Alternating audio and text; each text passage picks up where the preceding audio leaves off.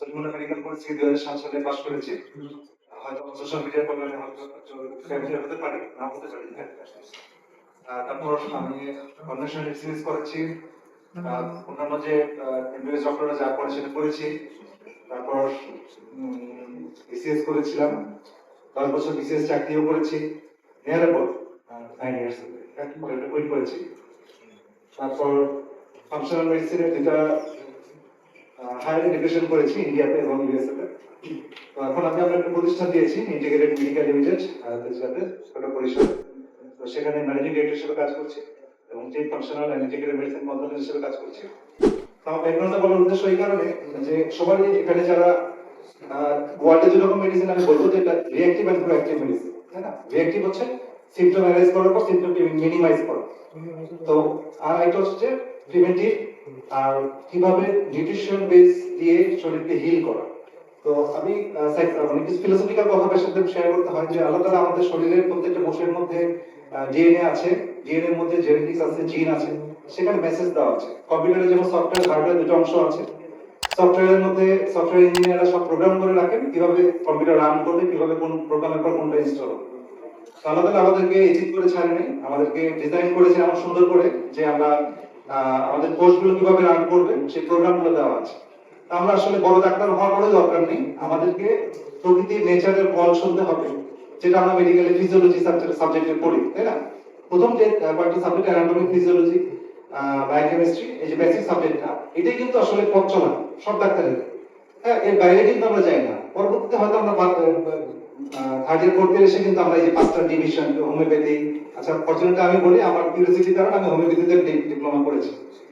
যাই হোক, মানে মাল্টিপল সেক্টরে এক্সপ্লোর করার চেষ্টা করেছি আমার এই 20 বছর ক্লিনিক্যাল এক্সপেরিয়েন্স। তো এখনো কন্টিনিউয়াস লার্নিং করছি, শেখার শেষ নেই, যতদিন আল্লাহ বাঁচায় রাখবে শিখবো। তো এখন যে বিষয়টা হচ্ছে আমাদের বড় ডাক্তার হওয়ার দরকার নেই, আমাদের যে ফিজিওলজিক্যাল গোলটা, আমাদের সেল কিভাবে চলবে না চলবে তাকে সাপোর্ট দেওয়া। সেই সাপোর্টটা কিভাবে দেই? সাপোর্টটা দিতে পারি সঠিক এনভায়রনমেন্ট প্রোভাইড করার মাধ্যমে, সঠিক নিউট্রিশন প্রোভাইড করার মাধ্যমে, এবং যে যেসব অবস্ট্রাকলস গুলো তৈরি করা আছে সেটা ইন টার্মস অফ টক্সিন, সেটা খাবারের মাধ্যমে হোক আর এনভায়রনমেন্টের মাধ্যমে হোক, সেগুলোকে রিমুভ করা।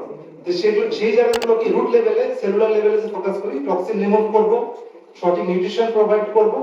আর কিছু ন্যাচারাল থেরাপি হতে পারে, সেটা ওজন থেরাপি হতে পারে, রেড লাইট থেরাপি হতে পারে, এখন অনেক অনেক রেড থেরাপি আসে, আকুপাংচার আর অন্যান্য concept, Chinese medicine, Ayurvedic subject, সবারই নিজস্ব সায়েন্টিফিক বেস আছে। তো সবাই মেইন উদ্দেশ্য সবারই সেলুলার হিলিং করা, স্বাস্থ্যকে ভালো করা, বোথ মেন্টালি, ফিজিক্যালি আর স্পিরিচুয়ালি। এই জায়গাগুলোতে কাজ করতে গেলে যেমন এখানে যে মেইন কথাটা যে অ্যাসোসিয়েশনের যে ইনভাইটেশনের কারণে আমি আজকে এসে এখানে একটা আমব্রেলা, হ্যাঁ আমব্রেলা যদি করা যায়, এখানে কিন্তু সবার উপস্থিতি লাগবে। আর এইটা লাইফস্টাইল মেডিসিনটা কিন্তু আসলে শুধু মেডিসিন না, মানে এটা একটা নলেজ। হ্যাঁ, লাইফস্টাইল মেডিসিন বলতে এটা প্রোডাক্ট না, এটা একটা নলেজ।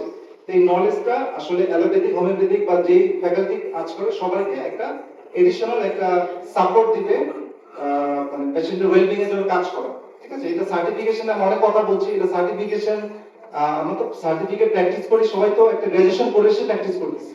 মানে এমন না যে গ্রাজুয়েশন ছাড়া এখানে কেউ প্র্যাকটিস করছে না, যে যে ফিল্ডে কাজ করে।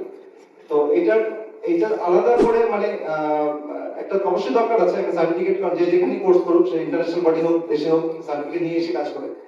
তো একটা কমন প্ল্যাটফর্ম থাকলে ভালো, এবং সবাই আলোচনা করা যাবে, এবং এটা আরো কিভাবে ইমপ্রুভ করা যায় সেটা আমরা আলোচনা অনেক ধন্যবাদ। এটা সামনে এগিয়ে যাক এই প্রত্যাশা রাখি। অনেক ধন্যবাদ ডক্টর।